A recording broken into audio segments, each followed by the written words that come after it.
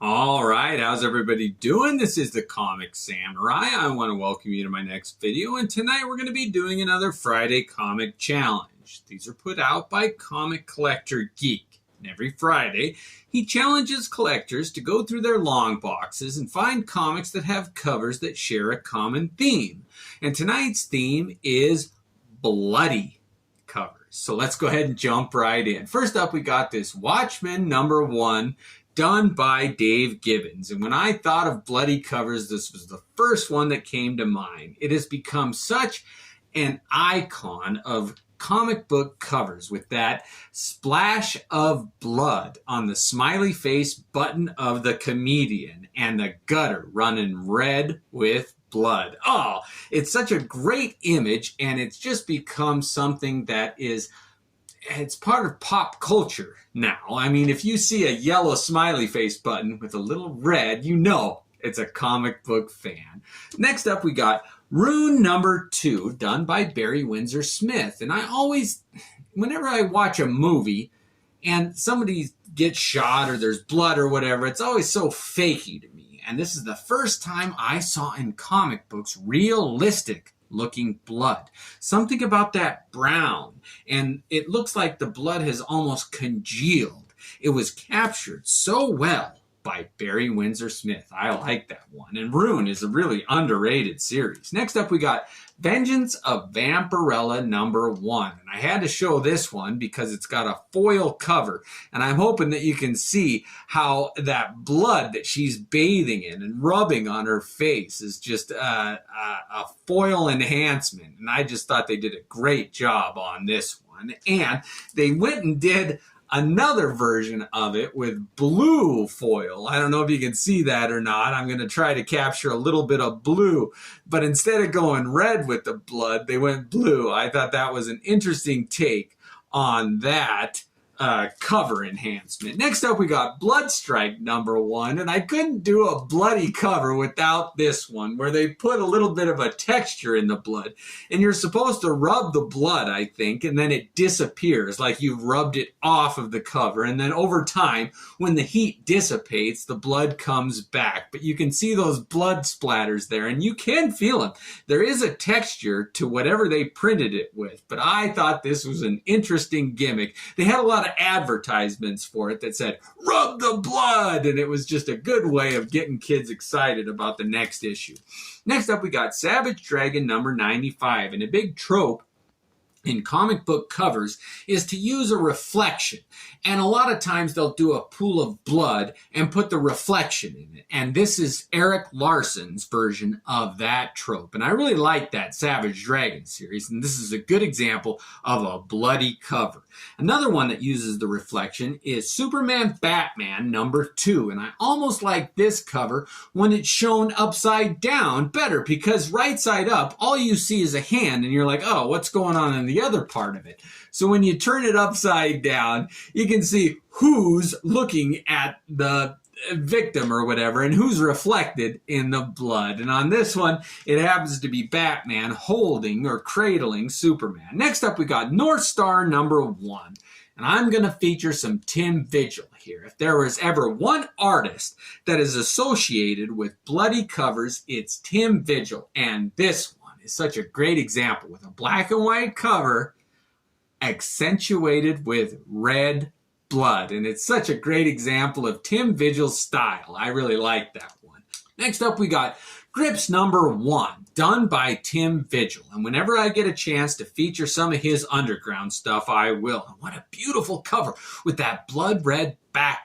And there is a little bit of blood on his claws, so I had to feature it here. Next up, we got Grips #2, and he followed it up with a great image that is reminiscent of Blade Runner, with that character holding the dove. And it just is a callback to that, but that blood red kind of crescent moon in the background with that character. Oh, I like that Grip series. Totally underrated. And lastly, with Tim Vigil covers is Faust, Love of the Damned, Act 6. And this is such a great bloody cover with the main character Faust slicing through somebody. You'd never seen such a graphically done just horrific cover like that before. I mean, let the blood flow, and Tim Vigil never had a problem with that. Next up, we got Revenge number 4, and this is a, well, let's see, it's a Ian Churchill cover. And he's one of my favorites, but everything that he does is so detail-oriented so that when you get a horrific, bloody, kind of gruesome cover, you don't know if you want that much detail or not, but he gave it to you to 11 on this one. Oh, it's such a gruesome cover. I like that one. If you haven't read this one and you want kind of a Pulp Fiction pushing the envelope type story, this might be the one for you. Next up, we got Wolverine, Old Man Logan number 71. And this kind of kicked off that Old Man Logan story, but it features Wolverine's face as an older guy with a bunch of bullet holes, and each of the bullet holes has got blood running out of it.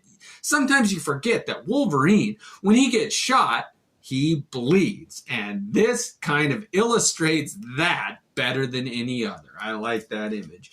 Next up, we got Bloody Mary number 4. I couldn't go without mentioning this one. I mean, bloody is right in her title even. This character, oh, it was such a great invention by Garth Ennis, and that Ezquerra did the art. Oh, what a great series. And it does have a lot to do with the blood. And if you read it, you'll get to know why she can still be standing with all those bullet holes in her. Oh, it's such a great story. I like that one. Next up, we got Absolution number 2. There were a lot of different versions. Each issue came out with about 3 or a dozen different cover versions, but this was my favorite. Oh, I like this one with that blood smear on the wall. And I think it's Happy Cat or Smiley Cat, but kind of her symbol is there in blood on the top of this cover. What a great cover that one is. Next up, we got League of Extraordinary Gentlemen, Volume 1, number 4. And what makes this one so great is the coloring on it, that deep blue. And you have to look really hard, but there is quite a bit of blood in this one, and it kind of parallels the story. That Mr. Hyde does kill a character in this one with his bare hands, and the blood isn't revealed until the end. And if you read it, you'll know why. You kind of have to look for the blood. Oh, it's such a great story. And this one, that deep blue. Oh, with the contrasting blood red. I like that cover. Next up, we got Escape from New York, number 1. And call me Snake. That Kurt Russell character that he created with John Carpenter, it was one of my favorites. So when they came out with the comic book version of that, I had to pick it up, and it doesn't hurt that Snake Plissken's been wounded a bunch, and he's leaving a trail of blood behind him. You got to open it up and see what's next in the chapter. Are they retelling the Escape from New York movie? What's going on? But what a great cover they captured there. Next up, we got The Boys, number 14. Derek Robertson can draw a gruesome, bloody, horrific, just gory cover like none other. And look at all the gore around him. If this was a movie, it'd be rated NC-17. It's one of my favorites. And this whole series pushed the envelope. Oh, if you're not ready for it, if you're not a fully developed human being, I don't think you should read it. But if you're up for a challenge and just envelope pushing series, The Boys, summed up in that cover. All right, my number 1 all-time favorite bloody cover is The Crow Volume 3, which is issue 3, put out by Tundra. Now, this is the most, I still believe it's the most underrated comic in existence. It finished the story that was set out by Caliber in issues 1 through 4, and then Caliber went defunct. So Tundra picked it up and finished the story in this one. So you finally get to see Eric Draven, the original Crow, get his revenge. And it is bloody. Look at his hands there. This cover just tells you that he's going to get his revenge, and it's going to be sweet, and it's going to be full of blood. Oh, I like this comic book. If you can ever find it, pick it up. I think it's underrated. Anyway, those were my top bloody comic book covers. I want to know what yours are. Thanks for joining me. Catch me next time. Have a good night.